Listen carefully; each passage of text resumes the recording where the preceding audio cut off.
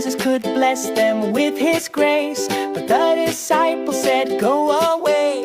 Jesus said, "Let them stay. Let the children come to me. I love them all, don't you see? Heaven belongs to hearts so true. Come, little ones, I welcome you." Ang pinag-aaralan ko ang buhay ng ating Father Founder, no, mula sa kanyang pag-akay bilang isang successor ng Piaris Father, no. Yun nga po, lahat ng mga magagandang bagay ay meron siya: kapangyarihan, edukasyon, pera, no, good background ng pamilya. Lahat ng mga yon ay kanyang iniwan dahil nakita niya yung pangangailangan ng mga batang ito, na kailangan matuto sila hindi lamang sa akademya, maging sa buhay pananampalataya. Heaven belongs to hearts so true. Come, little ones, I welcome you. Jesus laid his hands with care. He prayed for them with love and grace. Each little child felt peace inside, with Jesus' blessing far and wide. Welcome to the Music of the Gospel Sunday Reflection. Mga kapatid, nandito po tayo sa special episode ngayon. Ito ay para sa ating kapistahan o sa kapistahan ni San Jose de Calasanz, ang patron naming mga Piaris Fathers, ang founder namin ng mga Piaris Fathers. Sa United Nations, kinikilala po si San Jose de Calasanz na patron of all Catholic schools. Mga kapatid, welcome dito ngayon sa ating special episode, The Music of the Gospel Sunday Reflection. Nang pamagat po natin dito ay pag-aakay. Siguro magtatanong tayo o magtatanong kayo, bakit naman na napili ninyo, Father, na pamagat ngayon sa special episode na ito sa kapistahan ni San Jose de Calasanz, pag-aakay. Kung nakikita ninyo, bakit pumasok kami sa seminaryo, bakit napili namin ang Piaris Fathers na isang religious congregation na inilalaan namin, inaalay namin yung buhay namin dahil nakikita namin kung paano kami inaakay ni San Jose de Calasanz sa pamamagitan ng kanyang karisma at kung paano namin nakikita itong karismang ito sa pagpapahalaga sa ating mga kabataan, sa ating lipunan. Nakita natin sa pamamagitan ng pag-aakay, pag maakay natin mga kabataan, sila ang naging successor natin. Sila ang pag-asa ng ating lipunan, sila ang pag-asa ng ating bayan, sila ang pag-asa ng ating simbahan na sa punto ni San Jose de Calasanz. Maakay lamang natin ang mga kabataan kung gamitin natin yung dalawang hiyas na binibigyan ng pagpapahalaga ni San Jose de Calasanz, yung piety and letters, na hindi natin pwedeng mahiwalay ang pag-aakay natin sa mga kabataan kung sa pamagitan lamang ng letters, karunungan. Sa pag-aakay sa mga kabataan, kailangan nandoon yung karunungan at nandoon yung piety, nandoon yung paghuhubog sa puso at sa isipan at sa spiritual na buhay ng bawat isa. Mga kapatid, nais nating bibigyan ng pagpapahalaga din po ang ating Music of the Gospel Sunday song. Walang iba kundi, "Let my little children come up unto me." Let the children come to me. I love them all, don't you see? Heaven belongs to hearts so true. Come, little ones, I welcome you. Big or small, short or tall, Jesus wants to bless us all. Come to him with childlike heart. Sa special episode na ito, tayo din po ay aakahin. Samahan tayo ni Brother Rodel Reyes na ngayon ay kabalik lamang din po niya sa kanyang pastoral year sa San Vicente Camarines Norte at kung paano din po niya inaakay yung mga kabataan. At ngayon, balik siya dito ngayon sa seminaryo, nandito sa third year theology para ipapatuloy ang kanyang pagpapalalim ng kanyang karunungan at kanyang kakayahan bilang isang reliyoso sa pagpapahalaga sa bukasyong ito para sa susunod na mga pagkakataon sa kanyang public ministeryo, maakay lalo masyado ang ating mga kabataan. At Brother Rodel Reyes, from the Diocese of Lingayen, Dagupan, napaka-sorted ko din po dahil yun nga, sa kwento ni Brother Rodel, no, ay talagang napaka-close po ito ni Bishop or Archbishop Sok Villegas, no, talagang mahal na mahal po ito ng ating ng Archbishop ng Lingayen, Dagupan.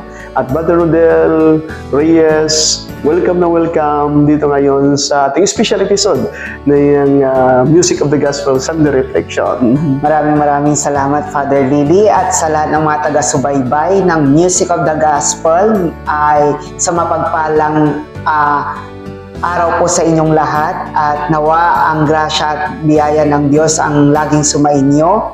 At maraming salamat dahil ako muli ay naimbitahan dito sa pagpupulong na ito, sa usapang ito. At nawa makapagbigay din ako ng kaunting karunungan at kaunting inspirasyon sa ating mga kapatid. Muli, maraming salamat, and thank you, Father Lily, sa oportunidad na ito. At Brother Rodel, napaka-fresh na fresh mo sa sa mga kabataan natin doon. Fresh na fresh po kayo sa pastoral year, no? At makikita natin ang purpose mo talaga dito ay sa pastoral year, maakay, paibabahagi kung paano ang ating natutunan, ang karisma siya ng Jose Calasan sa mga kabataan, kung paano sila akayin at kung paano ka rin aakay ng mga bata bilang inspirasyon mo na nakuha mo sa kanila. Marami po talaga akong natutunan, no? Una sa lahat, ngayon dahil tayo ay nagse-celebrate ng kapiyastahan ng ating Father Founder na si San Jose Calasan, at ako rin po, tulad na nabanggit ni Father Lily, ay kakagaling ko lang sa aking pastoral year, no? At isang taon po ako na nag-aakay sa mga kabataan doon sa San Vicente Camarines Norte, no? Meron po tayong paaralan doon at meron din po tayong parokya na kung saan na first hand kong na-experience itong pag-aakay sa mga bata at sa mga kabataan. At higit sa lahat bilang isang tagasunod ng ating Father Founder na si San Jose Calasan. Alam mo, Brother Rodel, yun na mabahagi mo ito, yung karanasan mo sa pastoral year, no? Sa pag-aakay mo sa mga kabataan. Surely, Brother Rodel, na hindi lang po nababahagi mo ang iyong kakayahan bilang isang reliyoso, no? Sa pag-akay ng mga kabataan, ngunit ang mga kabataan din po ay nagbigay sa iyo ng inspirasyon. At the same time, tayo din po ay inaakay nila, no? Hindi lamang one-sided ang pag-aakay natin sa kanila, kundi tayo din po ay inaakay. Bago ka nagpa-pastoral year, dahil yung profession mo ay talagang isa din po na isang guro, no? And how many years ka rin doon sa iyong diocese nagtuturo, no? Bago ka pumasok sa seminaryo. Kunting kirot lang po sa aking pag-iisip, no? Ano yung kaibahan na ngayon na ikaw ay nandiyan na sa Parish Fathers, no? Nandiyan sa ating order natin, at ngayon nabigyan ka ng pagkakataon na mag-pastoral year, no? At doon nung una, nung ikaw ay nandoon pa, lay pa lamang, no? Lay pa lamang, nagtuturo. So, may kaibahan ba, Brother Rodel, doon? Opo, sa totoo lang, malaki ang kaibahan, no, ng isang pagiging ordinaryong mamamayan na isang guro at sa isang pagiging brother, professed brother na nasa Parish Father, no. Dahil una, nung ako ay nasa diocese, no, nakikita ko ang profesyon ko bilang paghahanap buhay, no? So, kumbaga noon nung ako'y nasa ito ay parte ng hanap buhay ng isang profesyon, isang career na ginagawa ko dahil kailangan at dapat. Pero nung ako po ay pumasok sa Parish Father, nakita ko ang kahalagahan ng edukasyon na hindi lang siya isang profesyon, kundi isang misyon na kung saan, tulad nga ng nabanggit ninyo, ito ay isang pag-akay na kung saan ako bilang isang guro, bilang isang religious brother, at saka sa mga batang ito, ako po ay nag-aakay, nagiging isang modelo, pero sa aking pag-akay sa kanila, ako rin po ay nakakatamasa ng isang panibagong point of view na nagpapamulat sa akin na marami din pala akong kailangang matutunan sa mga batang ito. Diyan sa Pieris Fathers, yung pagpasok mo, nakikita mo na ang buhay pala bilang isang educator, bilang isang teacher. Yung pumasok kasi nila, nakikita mo hindi lang hanggang doon lang. Kundi ito ay isang pag-aakay. Yes, nandiyan hindi mawala sa atin yung profession, ngunit yung pagpapahalaga dito sa profession ito, nilip up mo yung ibang-ibang bagay, nilip up mo yung paghahangad ng salaryman or yung mga material bagay or family man, magkakaroon ng pamilya, at nakapokus ka dito dahil nakikita mo yung kalagahan. Ito ang nakita kong bukasyon na pinagkaloob sa akin ng Diyos. At siguro, Brother Rodel, nakikita ko rin sa buhay ni San Jose de Calasanz, nung tinayo niya itong order na ito, bago niya tinatayo ito, nakita niya ang pangailangan ng mga batang ito. Ngayon, dahil nakikita niya yung pangailangan ng mga batang ito, yung mga batang ngayon ay inaakay siya. Inaakay siya na maging inspirasyon sa kanya yon para itayo niya itong order na ito. Na para bagang, ito yung enlightenment ko. Ito yung nakikita ko yung kalagahan dito. Masaya po ako dito. Dahil masaya po ako dito, ibabahagi ko to sa pamamagitan ng pagtayo ng order. At yung mga membro naman ng order ng Pieris Fathers, sila naman ngayon ang magbabahagi kung ano ang nakita ng kalagahan sa bukasyong ito bilang isang religyoso. Yan yung nakita ko, yun yung naramdaman ko, yun yung na-witness ko. Kasi nung pinag-aaralan ko ang buhay ng ating Father Founder, no, mula sa kanyang pag-akay bilang isang successor ng Pieris Father, no, yun nga po, lahat ng mga magagandang bagay ay meron siya, kapangyarihan, edukasyon, pera, no, good background ng pamilya. Lahat ng mga yon ay kanyang iniwan dahil nakita niya yung pangangailangan ng mga batang ito na kailangan matuto sila hindi lamang sa akademya, no, sa pagiging Kristiyano. So, siguro ito yung totoong pag-akay. At yung pag-akay na ito na nakita o ginawa ni San Jose Calasanz ay pinagpapatuloy natin. No, tayo na mga tagapasunod o tagapag-akay din ni San Jose Calasanz na ngayon ay naibahagi ko ito sa San Vicente sa aking pastoral year. Ang maganda pala dito, Brother Rodel, na pag nasumpungan mo itong bukasyong ito, no, sa maging isang educator under the Pieris Father, no, ay kailangan pang i-let go. Yun palang pag-akay pala, unang-una, ginagawa mo ito dahil nakikita mo yung treasure, pinaka-treasure na ito. Diba? Gaya ng the parable of the treasure, na yung nasumbungan niya ito, dalawang bagay doon nakikita natin sa dalawang pagkakapunto doon yung isang treasure na nakita na hindi man niya hinahanap, nandiyan na sa kanya, na nasumpungan niya yon. At ang pangalawa doon, hinanap-hanap niya. Ngunit ang napakapunto, ang common dito ay yung natagpuan niya yung treasure na yon, talagang umuwi siya, pinagbili niya ang kanyang lahat-lahat ng kanyang mga ari-arian at para lamang makuha itong treasure na ito. So, ganun din po pala unang-una na sentro sa ating pag-aakay na nandyan itong mga kabataan dahil mahal na mahal natin sila. Nandiyan sabi nga ni Calasanz, diba? I have found the definitive way to serve God through these children and youth, and I will never leave it for anything in this world. Hindi ko ipagpalit ito dahil ito na ang pinaka-treasure ko, no, sa pamagitan ng pagtawag sa akin ng Diyos, magpapahalaga dito sa mga kabataan ito. Siguro makikita natin ang kasunod dito, yung pag-aakay, no?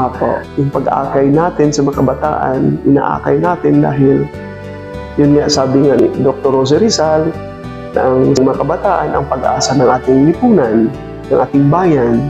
Sabi naman ni Pope Paul II, sabi niya na ang mga kabataan ang pag-asa ng ating simbahan, no? Dahil nakikita natin dito sa mga kabataan ito ang kalagahan, at nakikita natin hindi lamang ngayon, nakikita natin yung future, nakikita natin yung kinabukasan. Sa sitwasyon natin ngayon, kung walang mag-aakay sa mga kabataang ito, ano pa? Nakita natin yun, ito yung gusto nating mangyayari. Ang hinahangad ng mga magulang, hinahangad ng ating society natin, hinahangad ng DepEd natin, hinahangad ng ating komunidad na mabago ang ating komunidad natin sa tamang paraan, no? Sa tamang paraan, ano po ang tamang response pala natin? Po, sa aking pananaw naman po, kapag sinabi natin kasing pag-akay, no, lalo na sa sistema natin ngayon, no, maraming mga pangyayari, kailangan din habang tayo ay nag-aakay, hawak-hawak natin sila, nakikita nila tayo, na tayo ang kanilang modelo, na tayo yung kanilang sinusundan, kaya nga po inaakay natin sila. Pero sa pag-akay din natin, kailangan din natin tingnan din sila. Kailangan din natin makinig sa kanila, kailangan din natin ibaba yung ating pananaw dahil meron din tayong kailangang matutunan tungkol sa kanila. Sa pag-aakay natin, it's not just only one-sided. Opo. Kundi nandiyan yung pakikinig kasi hindi po robot ang ating inaakay. Yan po ay tao, isang gift ng Diyos sa atin. Bilang isang gift, pag-gift kasi, tinitreasure natin. Naging proud tayo. At dahil naging proud tayo, masaya tayo sa pag-aakay. Para masaya ka tayo sa paglalakbay natin, pag-aakayan, nandun yung tinitreat natin sa kaibigan. Tinitreat natin na kalakbay. Ibig sabihin, pagkaibigan, kalakbay ka, nakikinig tayo ng sinasabi mo, nakikinig. At dun sa pakikinig na yun, nagkakaroon ng kaliwanagan. Nadidiscover natin na hindi porking na, pare na ako, sangkap na ako sa karunungan. Hindi po, nandun ba yung continuous learning? No? Continuous learning natin. At yun nga, Brother Rodel din po ang napakahalaga dito na to educate a child, it needs the whole community.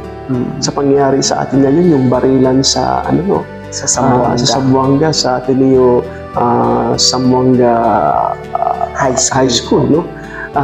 Pagkikita natin na daming tuturuan Ang daming tuturuan, tinuturo, biniblame kaagad yung mga magulang, biniblame yung school, biniblame yung mga gusto yung bata, ano man yung batang ito, no?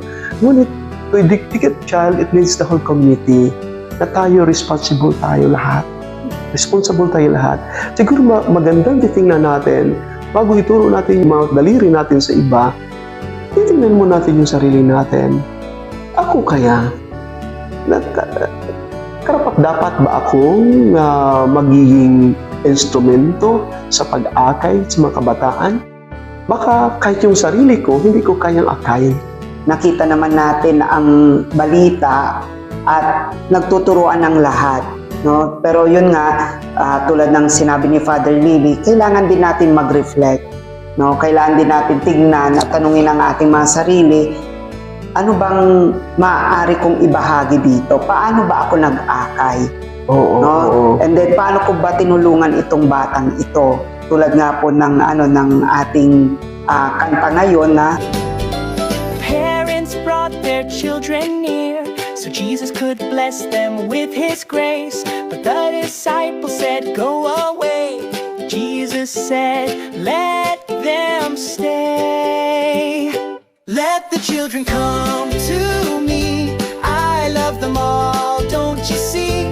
Heaven belongs." Siguro isa din ito na pamamaraan ngayon na sana matuto tayo dun sa pangyayari na hindi tayo magtuturuan, bagkus magtulungan tayo, magkaisa Oo. tayo. Kasi hindi tayo magiging isang komunidad kung magsisiraan, magpo-point tayo sa isa't isa at i-blame natin ang isa't isa, no? Oo. Kasi kapag komunidad yan, dapat nagtutulungan, nagsasama-sama, tinatanggap natin ang pagkakamali ng iba, tapos ikinokorek natin kung ano yung dapat itama, at saka doon tayo matuto sa mga pangyayaring iyon na sana hindi na ito muling mangyari or maiwasan na natin dahil nga nakikita natin na ang pag-akay ay two faces, Oo. no? Tayo na nag-aakay, tayo yung tinitignan, at tayo din, kailangan tingnan din natin sila at sila din nakatingin din sa atin.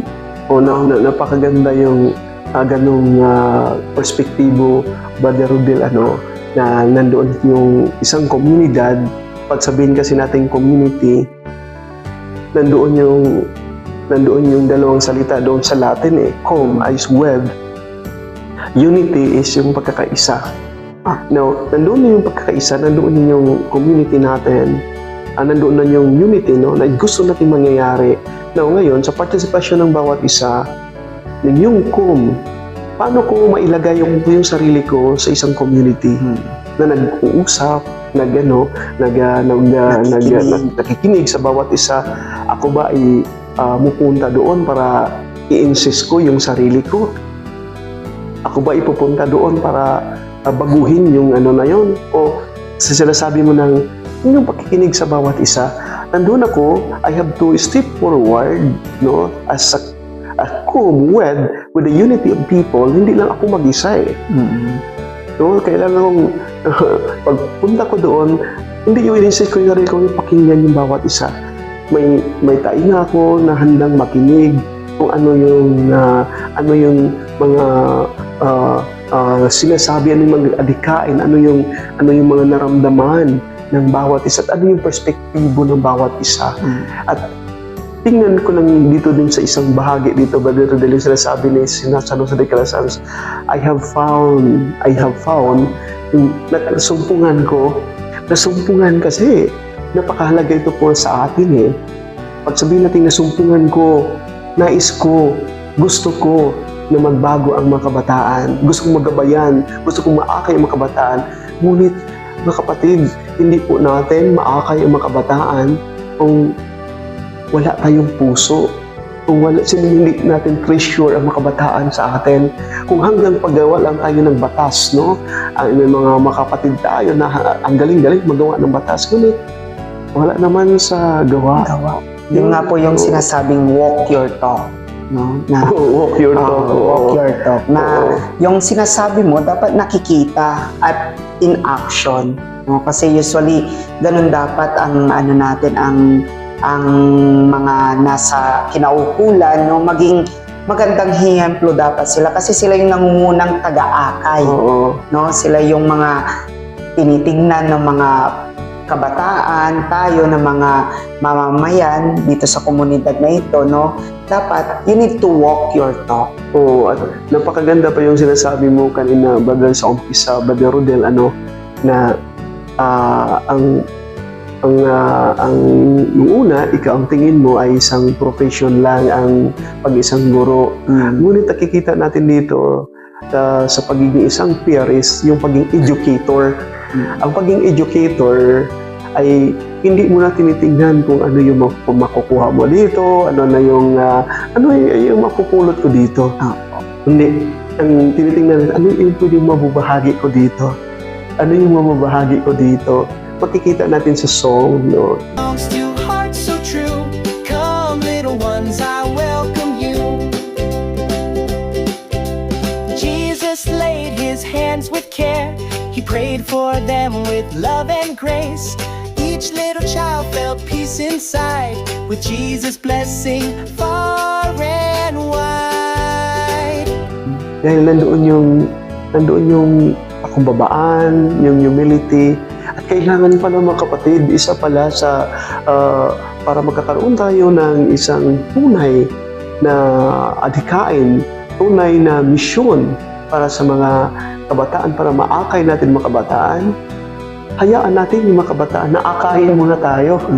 Nakain muna tayo. Di ba si Jesus, di ba? Let children come to me.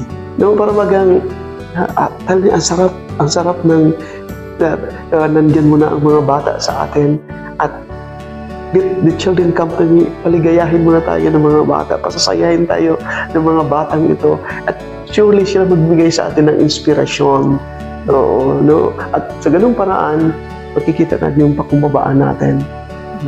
Hindi yung pataasan natin ng ng pride natin, totoo tayo, kayo ang responsible diyan.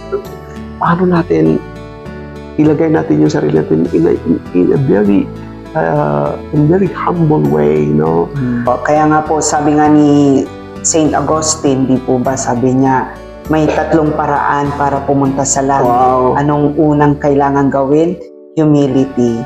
Second na kailangan gawin, humility. And third, humility pa rin. So, humility is the crown of all virtues, sabi nga nila. And it is the key towards heaven. At ito yung nakikita natin sa mga bata na marahil nakita din ng ating Father Founder. Kaya nga po, itinatag niya ang Order of the Pious School dahil nakita niya na ang kabataan ay isang perpektong embodiment ng pagiging humble. At sila din yung magiging ticket natin towards the kingdom of God. Kaya nga po sabi ni Jesus, let the children come to me and do not hinder them. Very short lang naman yung natin, no, ating pagbabahagian. Ngunit alam ko po kung ang ating mga lalong-lalong mga naglilingkod sa ating simbahan o sa ating lipunan mismo, no, inaharap din po natin yung issue ng corruption, Yung corruption kasi ay yung paging sakim ang tinitreasure dito yung sarili yung sarili mong kapakanan alalahanin natin na yung buhay natin is a gift from God is a gift from God. Pag biyahe ito ng Diyos, biyahe ito para sa iba. Okay po, para sa lahat ng mga nakikinig at nanonood ng ating Music of the Gospel, mga ilang mensahe lamang po, no? Una sa pag-akay, no? Sana tandaan po natin, less of me and more to other, no? So, yun yung una na ng pag-akay. Kailangan ay maubos ka muna para sa pag-ubos mo or sa pagbabahagi mo, sa pag-aakay mo, ibinabahagi mo ito sa ibang tao, tinutulungan mo sila na umunlad sa sarili nilang sa sarili nilang kakayahan at inaakay mo sila para maging successful in the future dahil they are the treasure and they will lead you to the kingdom of God. And again, let the children come to me and do not hinder them. Maraming salamat po sa inyong lahat at lalo-lalo na sa ating father na si Father Billy sa pag-imbita sa akin dito sa Music of the Gospel. Yeah. Happy Fiesta, Brother Rodel, at maraming salamat at kung bibigyan natin ng pagpapahalaga yung last message mo na parang sabihin natin, there is no success without a successor. No, wala pong isang success, hindi mo sasabing maging successful ka kung wala namang sumusunod sa iyo. And let us be, it's our call to be successful. To be successful, we need to have our successor. The Music of the Gospel Sunday Reflection, the Father, the Son, and the Holy Spirit. Amen. Let the children